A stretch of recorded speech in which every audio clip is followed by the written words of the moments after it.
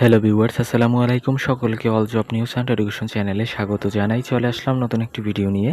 Video শুরুর প্রথমে বলে রাখি, যারা আমার চ্যানেলে নতুন দয়া করে আমার চ্যানেলটি সাবস্ক্রাইব করে দিতে ভুলবেন না। তো দেখেন বন্ধুরা, 19তম শিক্ষক নিবন্ধন কিন্তু আপনার 9 এপ্রিলের ভিতর প্রকাশ হবার সম্ভাবনা রয়েছে।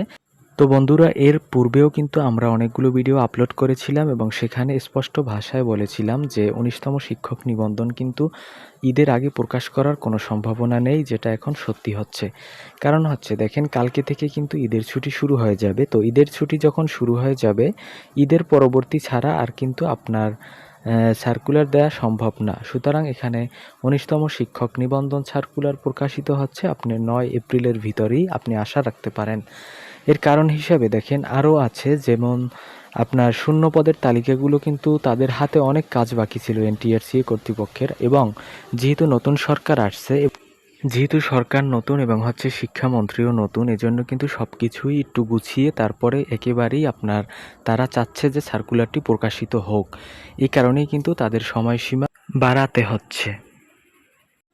তো এখন বন্ধুরা, আমি আপনাদের উদ্দেশ্যে বলে রাখি, যেহেতু আপনাদের হাতে আর বেশি দিন সময় বাকি নেই, যেহেতু 9 এপ্রিলের ভিতর সার্কুলার প্রকাশ হওয়ার সম্ভাবনা আছে, সেহেতু আপনি 9 এপ্রিল ধরেই আপনি দিন গণনা করতে পারেন। কারণ হচ্ছে আপনার সার্কুলারের পর আপনার হাতে সময় থাকবে মাত্র হচ্ছে 1 মাস কিংবা 1.5 মাস।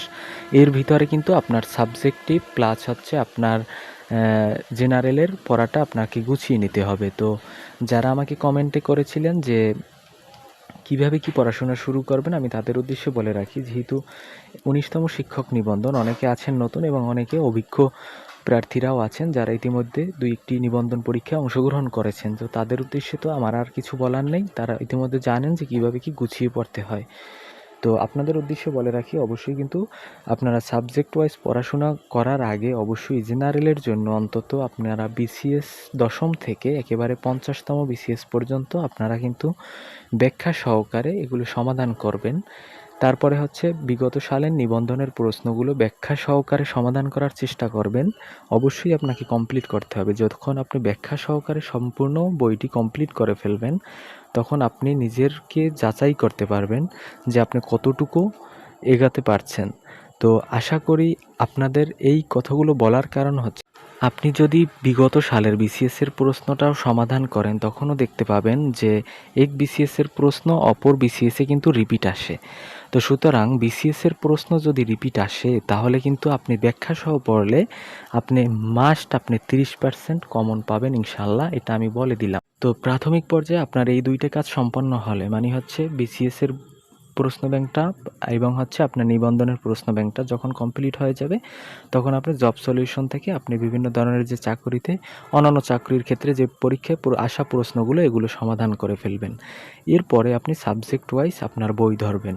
তো আপনাদের রুটিনটা কেমন হওয়া উচিত? আমি মনে করি আপনাদের রুটিনটা হওয়া উচিত, আপনি যদি, যেহেতু সাবজেক্টিভ আপনার হচ্ছে 100 মার্কসের পরীক্ষা হবে এবং হচ্ছে আপনার জেনারেলের 100 মার্কের পরীক্ষা হবে, সেক্ষেত্রে আপনাকে কিন্তু আলাদা আলাদা 40-40 মানে 80-তে পাশ করতে হবে। তো সুতরাং সব দিকেই আপনার কিন্তু লক্ষ্য রাখতে হবে। তো এজন্য কিন্তু আপনার নিজের সাবজেক্টের পড়ার বিকল্প নেই। তো অনেকে আবার নিজের সাবজেক্টিভ বিষয় সিলেবাসের আশায় আছেন, যেহেতু নিবন্ধন সার্কুলার প্রকাশিত হলে তখন সিলেবাস পেয়ে যাবেন বলতেছেন। তো আপনাদেরকে বলে রাখি আবারও, আপনি নিবন্ধন সার্কুলার প্রকাশিত হবার পর কিন্তু আপনার হাতে সময় থাকবে না। সুতরাং আপনার সাবজেক্টিভের সিলেবাস হচ্ছে, আপনি যদি কলেজ পর্যায়ে আবেদন করেন, তাহলে হচ্ছে আপনার কলেজের বইটা পড়তে হবে, মানে হচ্ছে একাদশ দ্বাদশ শ্রেণীর বইটা আপনার পড়তে হবে। আর আপনি যদি আপনি মাধ্যমিক পর্যায়ে আবেদন করে থাকেন বা স্কুল পর্যায়ে আবেদন করে থাকেন, তাহলে আপনাকে পড়তে হবে আপনার নবম দশম শ্রেণীর বইটি। তো এটাই হচ্ছে আপনার জন্য সিলেবাস। তো পড়াশোনা অবশ্যই শুরু করে দিন, তাহলে কিন্তু, তা না হলে কিন্তু আগাতে পারবেন না। তো এই ছিল আজকের ভিডিও।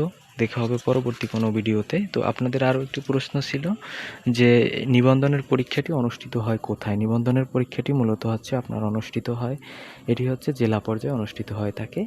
তো এবারও আশা করা যাচ্ছে জেলা পর্যায়ে অনুষ্ঠিত হবে। তো এই ছিল আজকের ভিডিও। দেখা হবে পরবর্তী কোনো ভিডিওতে। ধন্যবাদ সকলকে।